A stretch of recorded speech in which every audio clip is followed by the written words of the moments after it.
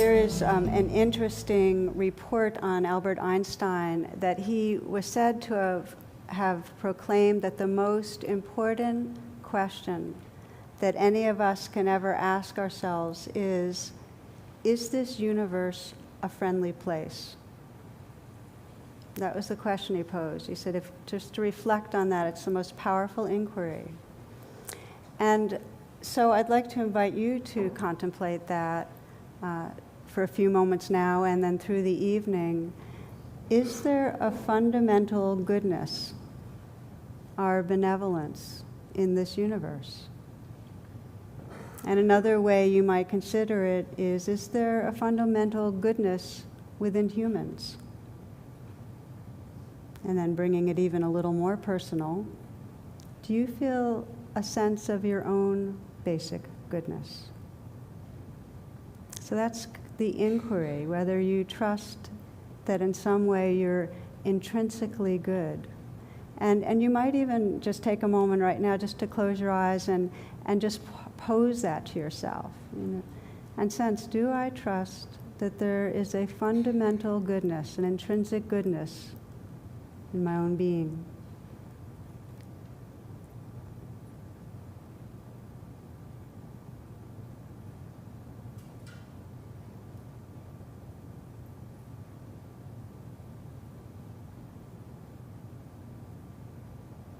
And just for starters, to notice what the you is that you're attending to if you ask the question. What's a sense of I or self or beingness that you're attending to? You'll have more chance to explore this, but I bring this and share this with the community because my experience is how we respond to this question about basic goodness has direct implications on our sense of inner freedom and happiness. So we begin by saying, well, what do we mean by goodness? Because that's a kind of a vague word. And, what would it mean to have a goodness that makes this universe fundamentally benevolent? And the origins of the word good derives from an Indo-European root that has to do with togetherness or gathering together. It signifies in a very simple way, a sense of belonging. And it's out of that belonging that we have an experience of harmony and aliveness and love that is really part of what's central on the spiritual path. So belonging brings up that feeling good that has to do with basic goodness. So we ask ourselves, do I sense an intrinsic goodness within me? And if what we do is look towards inside me and sense an egoic self, a personality, one who achieves and does good things and bad things, our response will be shaky. We'll have self-doubt. So what that means is trusting our basic goodness is directly linked to perceiving our belonging to this web of aliveness, perceiving our belonging to love, perceiving our belonging to awareness itself. In other words, if our sense of identity is larger than an egoic self, it doesn't mean we deny the personality or the different tendencies we have, but we intuit that we're part of something larger. Then we can awaken that trust in goodness. So this will be the reflection for tonight and also for next week, this inquiry into trusting our basic goodness. And I'd like to begin with, in a way, the flip side, which is what happens when we assume or experience ourselves as having some fundamental flaw? And what happens if we sense there's some basic wrongness or not okayness in humans and in life, that there's some basic twist that leads us to be harmful beings?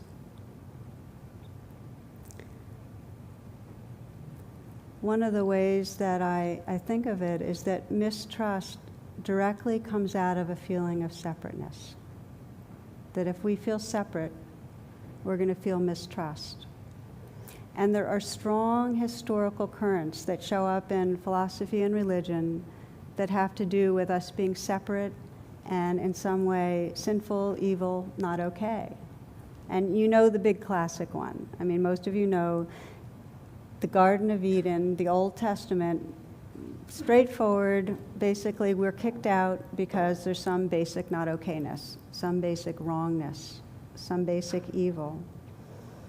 But then it's interesting, you keep going through history, you see how that unfolds itself. And I'll just mention Hobbes, and there's just a statement that I thought so good. He says, without laws to govern us, we live lives that are solitary, poor, nasty, brutish, and short. He says that basically we need laws or we just wreak havoc. And then, of course, there's some interpretations of evolutionary psychology that very strictly say even what seems most altruistic isn't. It's being done to get the advantage for ourselves or those closest to us. So then the inquiry becomes, if we have this mistrust and we see that what we're really focusing on is, well, humans are aggressive and humans are greedy, then what political views and social views and what kind of personal life do we have out of that? Okay? Like assuming that we say there's a primacy to aggression and greed, then what? So think of it politically. How do we view helping out those that are most in need? Welfare and economic aid. How do we perceive that? Well, if humans are basically aggressive and greedy, then there's a kind of assumption that there's a laziness and that there's no incentive if we help out, right? That's one of the locked-in kind of views if humans are primarily no good. If we feel humans are aggressive, we're going to prioritize spending on war and military aggression because we're not going to have confidence that dialogue will help. We're not going to have confidence that others will want understanding and peace too. If we assume that humans are basically aggressive and greedy, then the other really becomes other. We perceive those different from us as really being bad. I mean, we already know about ourselves, well, they're really bad. And it makes it so that those that don't agree, those that are different, those that might have a different sexual orientation, those that have a different race or ethnicity, or just live in some foreign place and seem really different, they're not really alive, subjective beings. We can oppress them, we can violate them. So there's a real ramification to having the perception and belief that humans are fundamentally no good. So now here's what Einstein says. He says, for if we believe that the universe is an unfriendly place, there's some basic wrongness, then we will use our technology, our scientific discoveries, and our natural resources to create bigger walls to keep out the unfriendliness and bigger weapons to destroy all that which is unfriendly. Walls and weapons. So then we look at our individual life and we can see the more that we mistrust, the more walls and weapons we end up investing our energy into. Let's just take a look at it for a few moments. We know that when we're living in a very egoic stance, when we're really caught in feeling separate and afraid, and we're not trusting, we don't trust that others will really care or really understand or really want to cooperate, there's this defendedness, like they're going to take advantage of me. I can't really be nice or generous because it won't be reciprocal. We expect it that way. When there's mistrust, we really can't be intimate. First of all, we mistrust that if we expose who we are, if we're authentic, we'll get rejected. And we can't trust another to be kind or compassionate with our natural human vulnerability. We can't be intimate. When there's a lot of mistrust, it plays out with the people we're most attached to.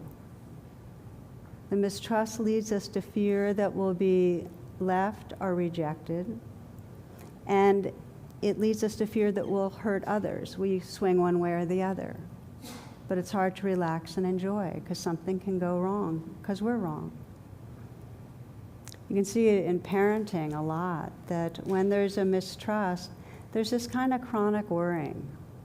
And by the way, when I say mistrusting basic goodness or trusting, it's not that you fall in one camp or the other. There are degrees. And some seasons of our life and some stressful situations will evoke the parts of our behavior and the parts of our brain that are tending towards mistrust. And other settings are more conducive towards trusting. But when we're stressed, we contract back to the more primitive parts of our brain and biology. We are operating off of our brainstem and limbic system, and we're scanning for what's going to go wrong. And the brain's designed to remember what's gone wrong and defend against it happening again. So parents, we worry. When we're stressed, we really worry. I've seen so much for myself, and I've seen this in many parents, that at each stage of our child's development, there's something new that we're worried about isn't working out.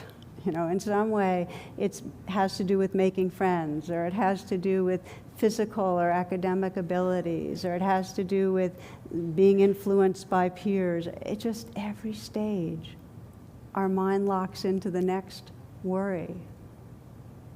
I remember seeing this picture of two women sitting on a park bench, and one says, "Oy vey," then the other says, "Oy vey." Then the first says, "All right, enough about the children," you know. But you get it. I mean, we fixate. When we have this basic mistrust, we don't look towards our child's basic intelligence and goodness and good heart and trust that that will guide them. And they're going to make mistakes, but it's okay. We fixate on what's wrong. So how do we behave at work or socially when there's that kind of mistrust? And we can sense it when we assume something's wrong. And again, those words Einstein used, these walls and weapons. We try to find our security by proving ourselves. That's what we're fixated on. We compete. We try to in some way win. Then we defend. We try to accumulate things and achievements.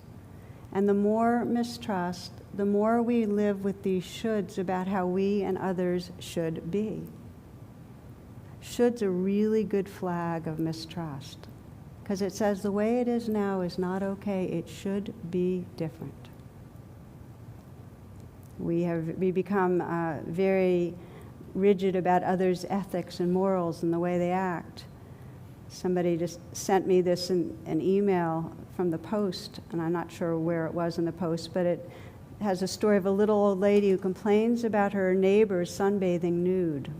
When the police arrived, they pointed out there was an 8-foot fence between the two houses. And she replied, "Yeah, but if I go to the attic and stand on a chair, I can see them from the window." So there's this investment in having people be a certain way.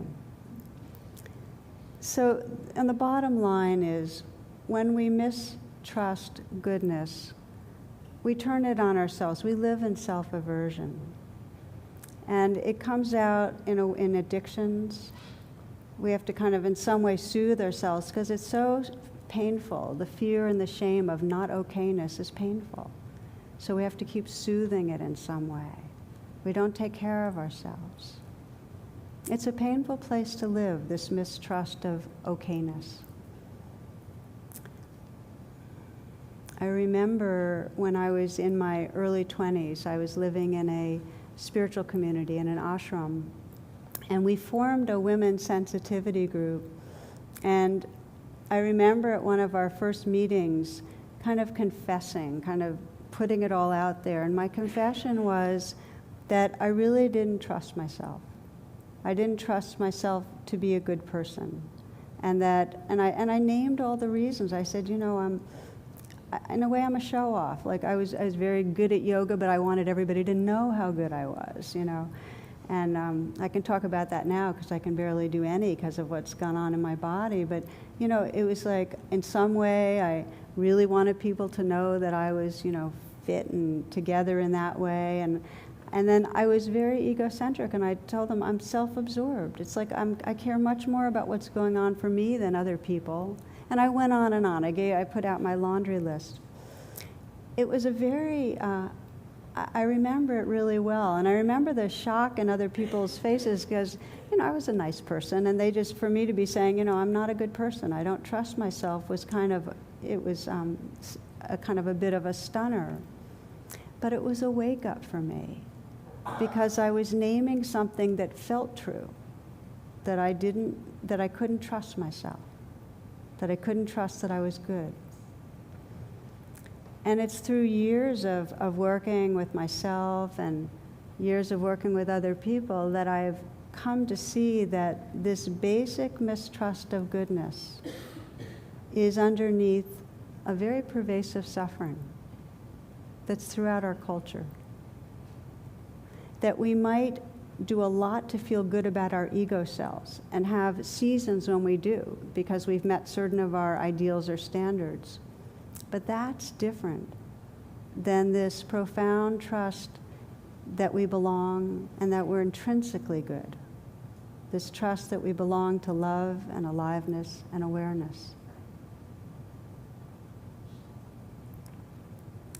So there's a certain truth-telling, or there was for me when I said, I can't trust myself. And the truth-telling was this, that we do live from fear and from greed in many moments. We get caught. We do live with that conditioning, and they're very much a part of our survival equipment. The more endangered we feel, the more our bodies and minds are absolutely wired to get self-focused, to get defensive, to get aggressive. I mean, we're completely rigged when we're stressed to go into fight and flight. So when we see that, we can say, well, how can I trust myself if I know when I get stressed, that's what happens? And it's a really important question, because you can't trust that that's not going to happen. You can't trust that you're not going to get afraid or angry or hurt or reactive. So what can we trust? What can we trust in? Here's to me, the all-important understanding that if our identity is hitched to that conditioning, if our identity is hitched to the egoic self that does get caught in fear and anger and hurt and jealousy, then we will never be able to trust ourselves. But if we begin to intuit a larger belonging, then we can relate to that conditioning with a healing attention and realize that that's not what we are. We're not denying it. We're not seeing these jealous thoughts and feelings and saying, oh, well, that's not me. We're not putting it off somewhere. We're saying, yes, that is a set of waves in this oceanness of my being, and let me attend to them with intelligence, with compassion. It all comes down to our sense of identity. We will never trust ourselves if our identity is exclusively hitched to the egoic self. We'll come to a liberating trust of ourselves as we begin to intuit a larger belonging. Okay, so let's look a little more closely at this, that the root cause of mistrust is a sense of not belonging. That's what keeps us from trusting ourselves. When we don't feel like we belong, then we act in ways that cause pain and we don't like ourselves. Now, one way of understanding this is that we get born into this world and there's a basic insecurity that these particular forms that we're born into are going to age and get sick and die, and we don't know how it's all going to unfold. So there's an insecurity in our nervous system. And if we are held in a healthy kind of parenting and family life and culture, the sense of our true belonging is such that we can live with that conditioning and not get dragged around by it. We can still trust.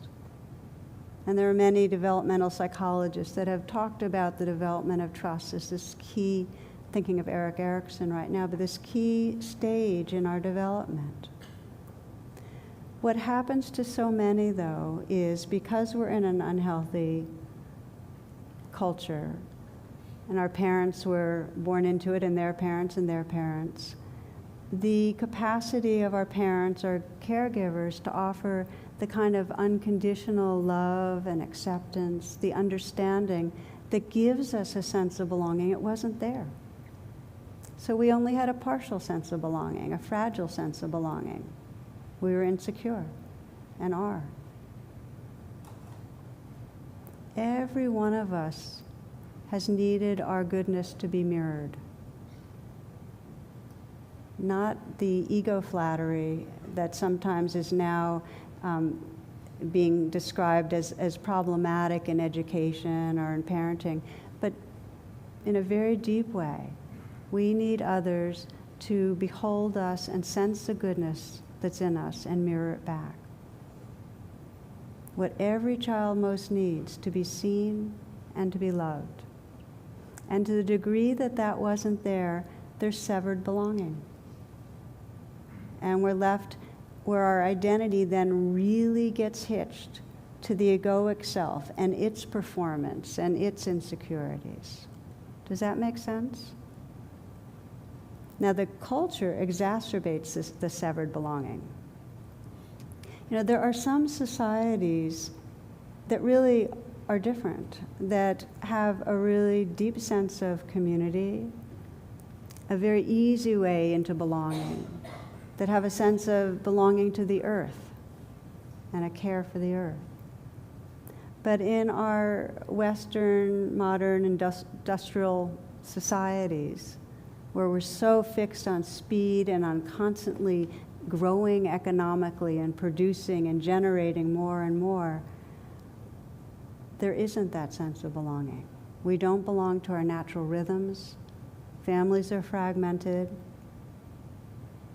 There's not a real sense of community. So what happens? We see that there are standards that we have to meet in order to belong to any part of our society. I mean, in our families, there's standards to meet. Be a certain way, be intelligent, or be attractive, or be more quiet, or be more spontaneous, or whatever it is. And then we get into school, and it pains me to think of what happens in our schools. Schools continuously evaluate performance. You go into school and your performance is being evaluated. So what is your identity circle around? Who am I as a performer? And do I do it according to the particular standards, the kind of mentality that is approved of in this society? And it's so sad because there's so many different kinds of intelligence. And if we don't conform to a certain band of it, we come out feeling like we're really failing in some way. So the culture exacerbates the not belonging. The speed of it, the competition, the standards. We see it at work. We have to meet certain standards, and then it comes into spiritual life. That again, we're handed a set of ideals on how we should be. You know, if you're like a Buddha, there's equanimity and there's peace and patience, and you know, do we meet that? Now, sometimes the standards are different. This is Annie Dillard, who says, somewhere, I can't find where, I read about an Eskimo hunter who asked the local missionary priest, "If I did not know about God and sin, would I go to hell?" "No," said the priest, "not if you did not know." "Then why," asked the Eskimo earnestly, "did you tell me?" You know?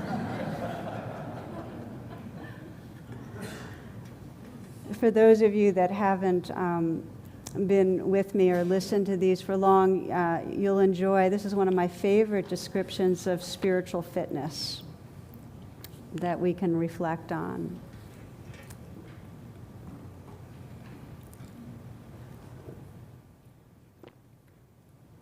And this little reading goes, if you can start the day without caffeine or pep pills, if you can be cheerful ignoring aches and pains, if you can resist complaining and boring people with your troubles, if you can understand when loved ones are too busy to give you time, if you can overlook when people take things out on you when through no fault of yours something goes wrong, if you can take criticism and blame without resentment, if you can face the world without lies and deceit, if you can conquer tension without medical help, if you can relax without liquor, if you can sleep without the aid of drugs, probably a dog. You know?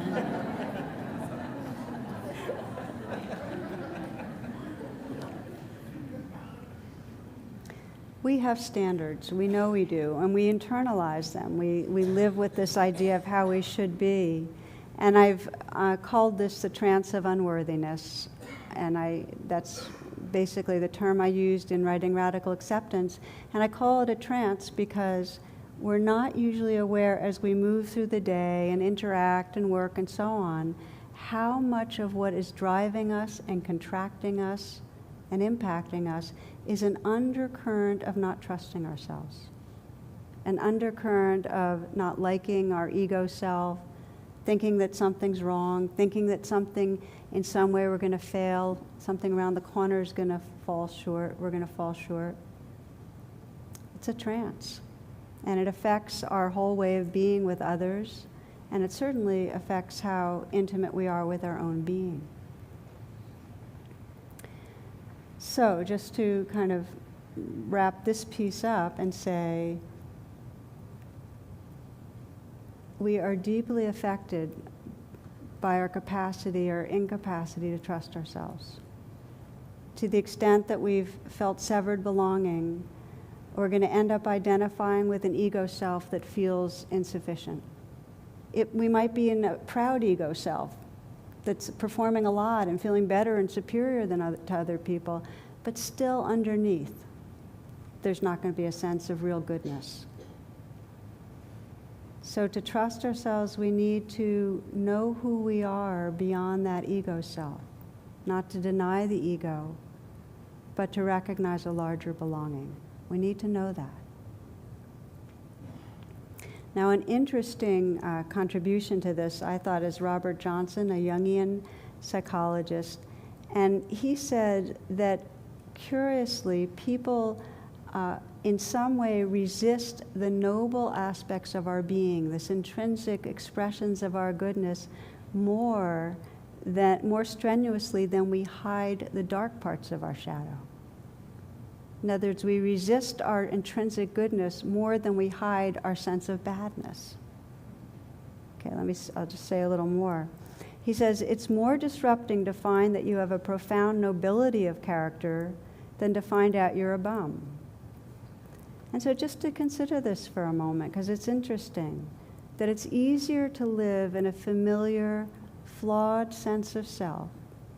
That's a story we're pretty comfortable and familiar with, than to consider our profound capacity for love, for joy, for helping each other, for realization. It's easier to live in a limited sense of self. Let's just reflect for a moment together on that. See what you find, okay?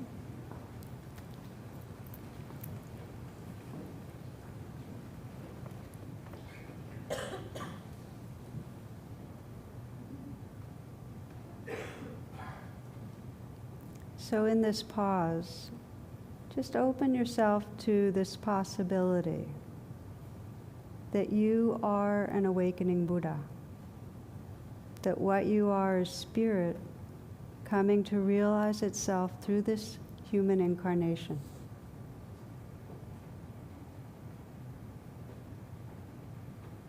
That you are awareness or spirit discovering yourself through this human incarnation. an awakening Buddha. And essentially you have an unlimited capacity for intuition, healing, for understanding, for loving.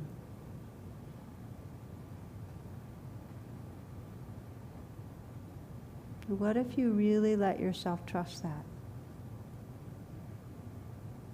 Trust that your true nature is this spirit awakening to realize itself. Capable of expressing a boundless and unconditional love for others. Healing, deep wisdom.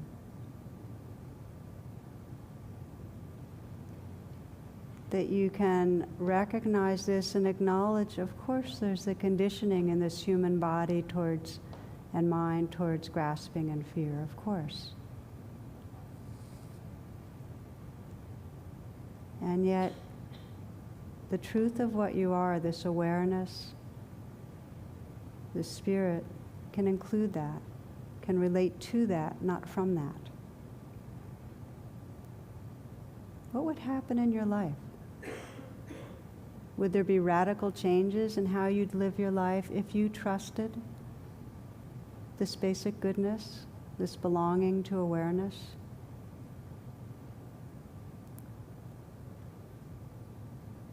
For most of us, we're drawn to the spiritual path because we do intuit this. We intuit basic goodness and we long to trust it. You might consider in your life the times that you actually do feel a deep trust in who you are. Not the times that your ego has behaved well, but when you've just relaxed into a deep trusting of your own goodness. What do you notice at those times?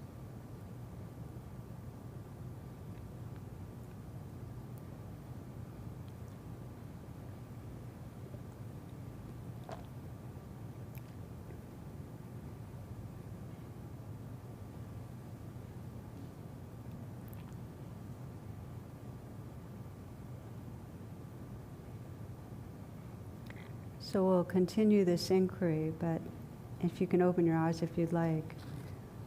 But the real question then we have is, given our habit of identifying as an ego self that we try to feel good about by behaving or achieving or accomplishing or whatever, but that doesn't get at the basic sense of trust, how do we shift our attention so that we begin to step out of the story of an unworthy self and into that sense of belonging that frees us to really trust who we are? How do we make that shift? And we start sensing, well, what would happen really if we perceived and trusted that basic goodness? And I'd like to again quote Albert Einstein, because I think he's so right on. He says, if we decide that the universe is a friendly place, that our deepest inclinations are loving within our own being, then we will use our technology, our scientific discoveries, and our natural resources to create tools and models for understanding the universe. Power and safety will come through understanding its workings and its motives. Now translate universe as us. We're an expression of the universe. And if we have a basic trust in our goodness, then we will use our resources to come to understand our own workings, come to understand what motivates us. And what are the tools for this understanding? Meditative presence. If we have some basic trust in goodness, we can use this meditative presence to unfold it, to deepen it, and to live from it. So I'd like to explore how, and first just quote the Tibetan teachings that say, "O nobly born, O nobly born, O you of glorious origins, remember your radiant, true nature. Remember the essence of mind, trust it, return to it. Know it is home. So this is the invitation of our path, to begin to trust this nobility. And the word nobility, which is an interesting one, it comes from the Greek word gno, G-N-O, for gnosis, which means wisdom or inner radiance or luminosity. And so it connotes this luminosity of heart, this warmth of heart, this clarity of mind. That's our nobility. O nobly born, O you of glorious origins, remember your radiant, true nature. So, we begin to look at how our practices can help us to trust that radiance, trust our belonging, wake us up out of the egoic self that keeps us in that sense of separation. And the habit, just to say again, when we're feeling self-doubt, is to try to become something better. We try to make ourselves better. One of the best teaching stories I know is of Swami Satchidananda, he's a Hindu teacher, yoga master, and one of his students came up to him and said, "Do I have to become a Hindu to practice yoga?" And his response, "I am not a Hindu, I am an undu." You know? I am an undu. You get it? I mean, it's like we're not becoming something. You don't have to become a Buddhist or a Hindu or an anything. What we're doing is undoing this identification with a separate and limited self. It's an undoing. And that's the blessing of mindfulness. That in a moment of mindful presence, we begin to see what's happening and not be identified with it. We undo that tightness, that self-centeredness. And we undo our identification as a fearful self or as a wanting self. We come home to something larger. So I'm going to explore with you a couple of the pathways that we do this by, and the way that I'd like to do it, and we'll continue this, of course, next week, is to say that there are two main gateways, that there's this undoing and this recognition of a larger belonging. And one is when suffering arises. How do we pay attention when the fears and the grasping of the ego comes up? How do we pay attention to that? And then the other gateway is how do we intentionally look towards the goodness? How do we see past the mask, the kind of egoic presentation, and see who's here? Okay, so those are the two basic pathways that we're going to be exploring. And on the first one, it's really, for me, the bottom line is if we can begin to see all of our egoic activity, all of the wants and the fears and the behaviors that come out of wants and fears as an expression of unmet need. Whenever we or others are behaving in ways that make us feel, oh, bad self, there's an unmet need there. There is some wound, some sense of severed belonging, some need for love, some need for understanding. I'll give you an example. One of the workshops, and I've taught many that at Kripalu and Omega that have this theme of finding out where we get stuck, where we get caught, where we get reactive, and finding a way to befriend ourselves and loosen the knots and come home to something larger. Well, one woman was there and she was filled with shame and self-hatred for over-consuming. So over-consuming to her meant that she was a bad, unworthy self. And she was hurting her body, and she was angry at herself for that, and she was basically felt like she was being weak-willed, and everybody in the world could see it. Her body was evidence of her weak will, and she was deeply ashamed. So this is what she came with. And her habit was that she would eat very lightly through the day. She'd keep her commitment, keep her commitment, keep her commitment. And it was always after dinner that, or not always, but usually that it would break down and she'd be back at sugar and nuts and the things that were her binge foods. So we started exploring it, of when she felt that urge and that urgency, like she had to, no matter what, it didn't matter what happened, what the consequences, she had to eat. And we started really bringing a mindful attention, having her go right into those situations and feeling her body and feeling her heart and her beliefs and so on.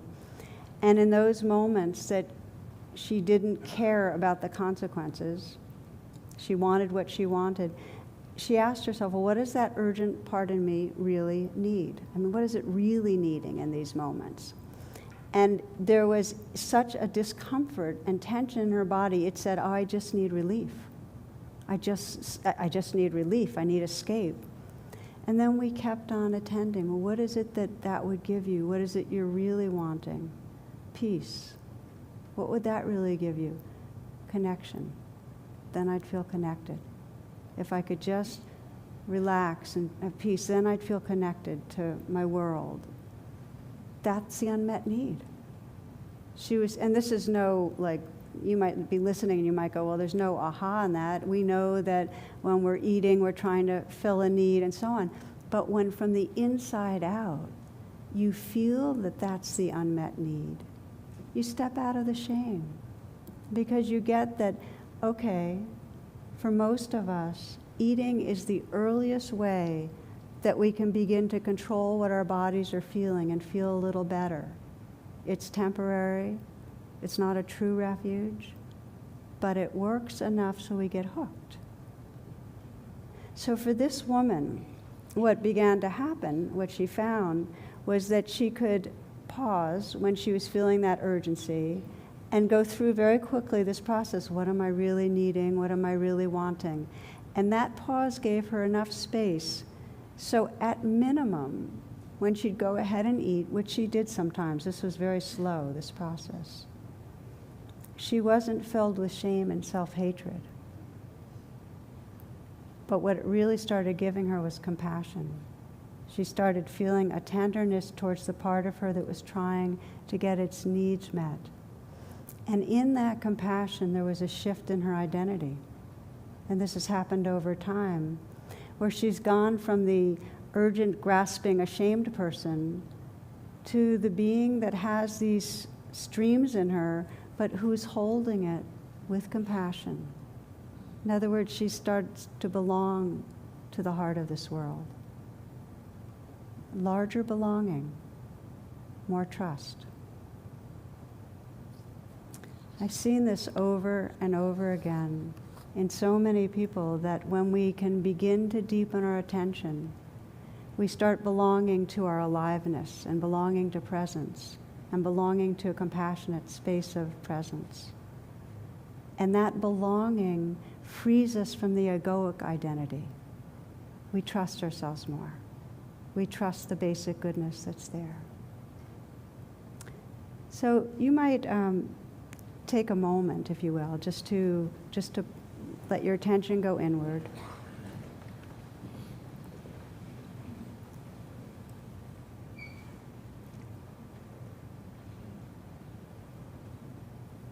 And you might sense where in your life there's something you judge about how your ego self is doing things.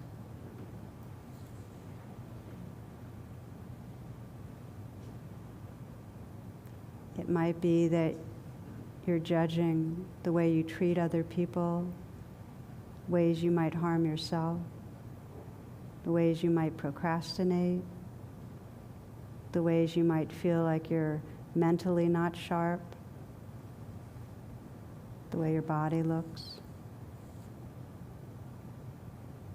You might sense that under the judging, that whatever it is that you're doing that you don't like in some way is trying to satisfy an unmet need.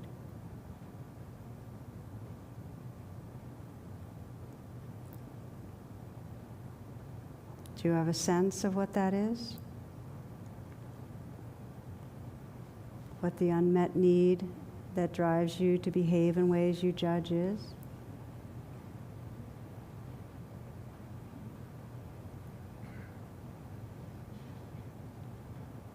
To walk on a path of trusting basic goodness is to begin to hold with compassion these parts of our egoic self that are doing the best they can. From the teachings of Bapuji, break your heart no longer, he says. Each time you judge yourself, you break your heart. You pull away from the love that is the wellspring of your vitality. But now the time has come, your time to live and to trust the goodness that you are. There is no evil, no wrong in you. Your true essence is pure awareness, aliveness, love. Let no one, no idea or ideal obscure this truth. If one comes, forgive it for its unknowing.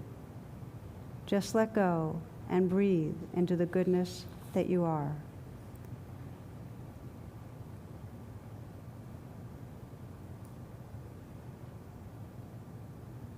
So feeling your breath and opening your eyes when you'd like to. So I mentioned two pathways. And this is one of them, where we just start right where we are, with the expressions of fear or grasping, jealousy or anger, and find a way to come into relationship to that so we're resting in something larger. The other way that we cultivate this trust is by actively looking to see the goodness inside ourselves and each other. And we'll be exploring this, as I mentioned, more next week. But I'd like to have a closing story that's one of my favorites that really speaks to looking towards the goodness and how when we do it and when we communicate what we see to each other, we create a whole field of awakening and love and trust. This story, written by Helen Rosa, is a Catholic nun. She said that he was in the first third grade class I taught at St. Mary's Church. All 34 of my students were dear, but Mark Eklund was one in a million. Very neat in appearance, but very mischievous. He talked incessantly. I had to remind him again and again that talking without permission was not acceptable. What impressed me, though, was his sincere response each time I corrected him. He'd say, "Thank you for correcting me, sister." First, I didn't know what to make of it, but before long I became accustomed to hearing it many times a day. One morning, my patience was growing thin when Mark talked once too often, and then I made a novice teacher's mistake. I looked at him and said, "If you say one more word, I'm going to tape your mouth shut." It wasn't 10 seconds until Chuck blurted out, "Mark's talking again." I hadn't asked any of the students to help, but since I had stated the punishment, I had to follow through. I walked to my desk and very deliberately opened my drawer, took out a roll of masking tape.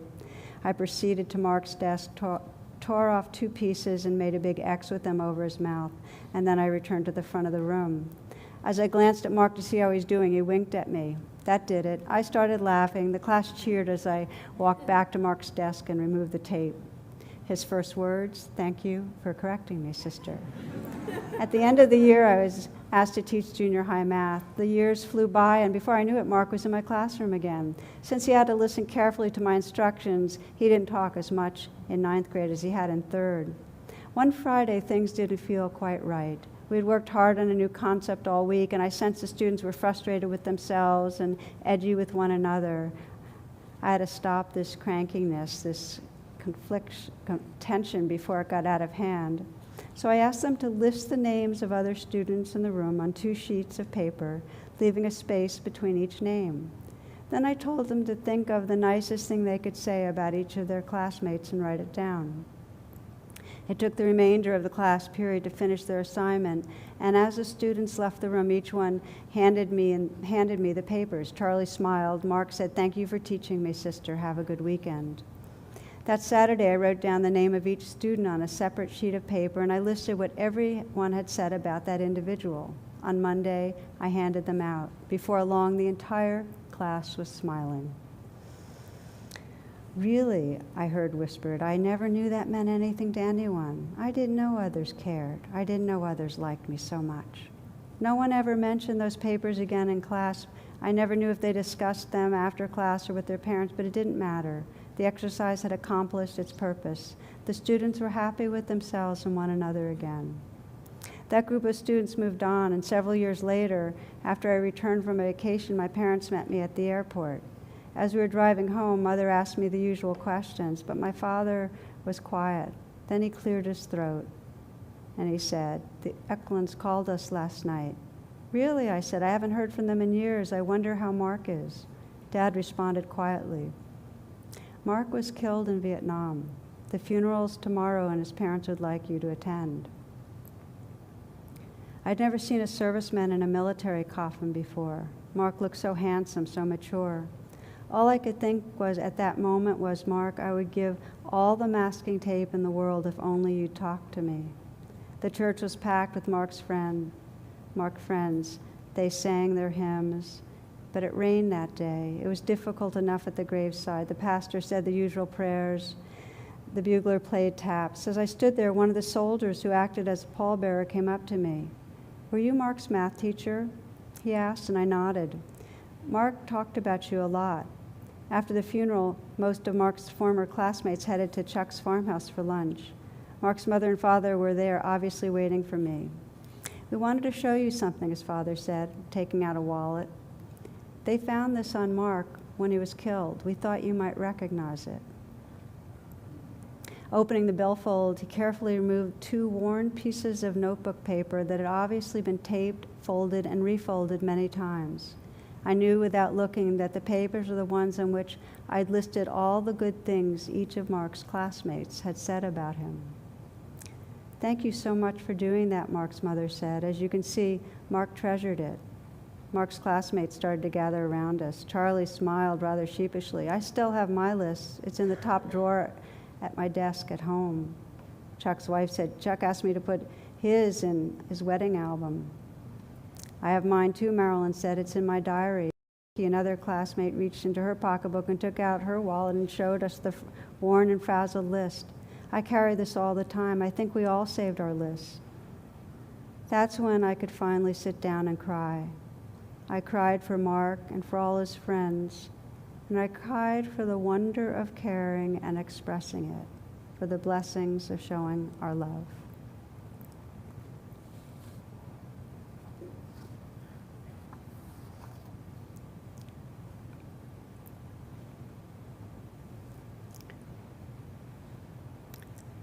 Every one of us needs to be reminded.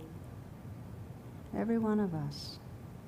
And when you see in another that spirit that shines through them, and in some way let the other know, you're helping that person come home to that trust, to that peace that really knows that the basic goodness is right here in this being.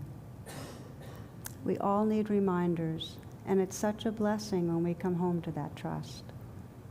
So perhaps we'll close with a short reflection.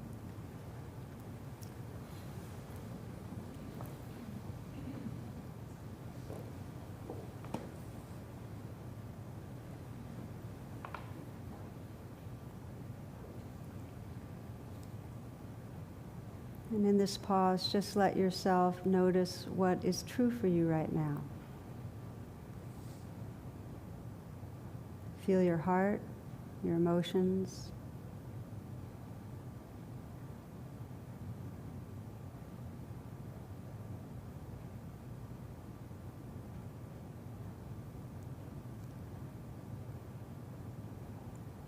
I'd like to invite you to bring one person to mind, somebody that you care about in your life. Imagine him or her right here.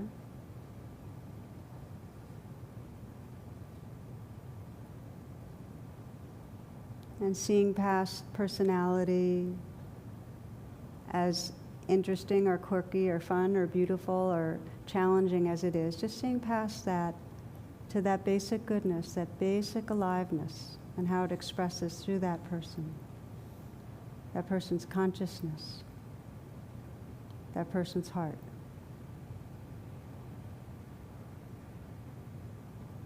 How does that basic goodness express through this being? Through the way he or she shows love, plays, is humored, the brightness. Just sense that basic goodness.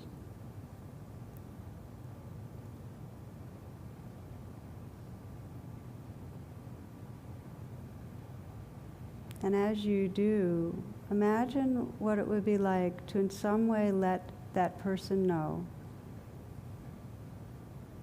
your experience of his or her goodness. What it would be like for that person and for you.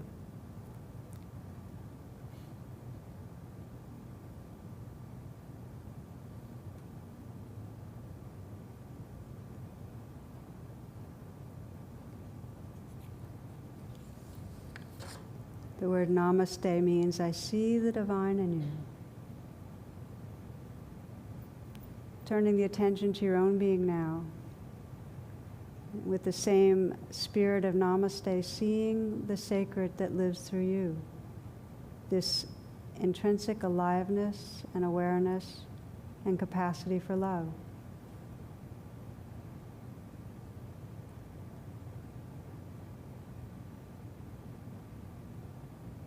What would it be like?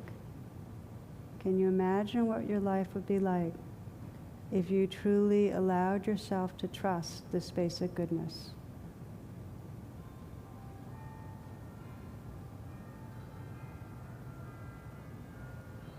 And let the chimes be an invitation to deepen that trust.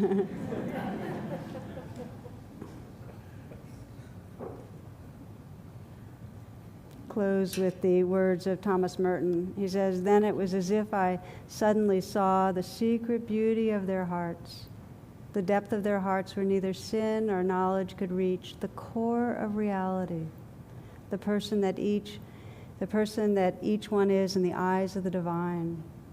If only they could see themselves as they really are, if only we could see each other that way all the time, there would be no more need for war, for hatred, for greed, for cruelty. I suppose the big problem would be that we would fall down and worship each other."